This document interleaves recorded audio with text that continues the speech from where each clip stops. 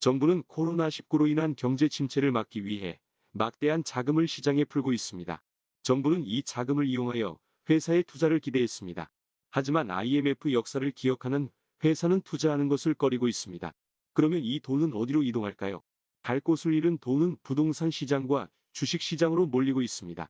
이러한 한국의 부동산 시장에 미국인, 중국인이 부동산을 싹쓸이하고 있습니다. 이번 시간에는 이에 대하여 알아보도록 하겠습니다. 미국 국적의 A씨는 2018년부터 수도권과 충청권의 소형 아파트 42채를 갭투자 방식으로 싹쓸이했습니다. 그는 42채를 살 만큼 국내 소득이 많지 않았으나 돌려막기 형식으로 투자를 한 것으로 파악됐습니다. A씨는 보유 아파트 중 일부에 주택임대 등록도 하지 않아 임대소득을 속여서 신고한 것으로 파악됐습니다. 또 중국인 유학생 B씨는 서울의 고가 아파트를 비롯해 경기, 인천, 부산 등 전국에서 8채를 샀습니다. 국내 주택시장 과열을 틈탄 외국인의 수도권 아파트 원정 매수가 사실로 드러난 것입니다. 외국인들은 2017년 이후 2만 채 넘는 아파트를 사들이며 7조 7천원의 돈을 썼습니다.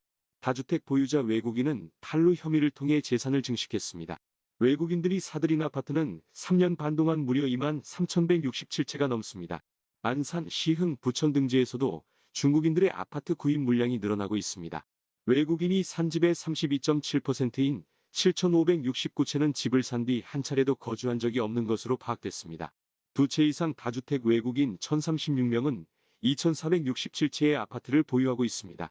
42채로 최다 보유자에 오른 A씨는 흔히 검은머리 외국인으로 불리는 한국계가 아닌 것으로 알려졌습니다. 수도권 아파트 시장은 한국인이 살기에도 부족합니다. 한국 아파트 시장에서 외국인들의 매수가 문제가 되고 있습니다. 국내에 살지 않는 외국인이라고 할지라도 주택을 살 때는 취득등록세를 납부해야 합니다.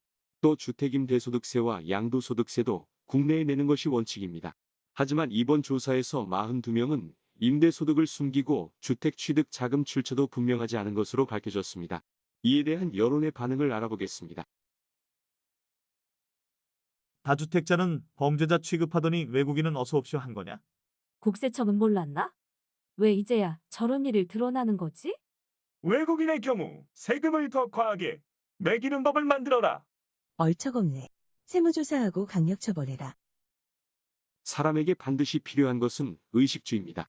이 중에서도 인간의 생활에서 많은 비중을 차지하는 것이 주택입니다. 탈루를 하는 외국인의 캡 투자를 막는 방안이 필요하다고 생각합니다.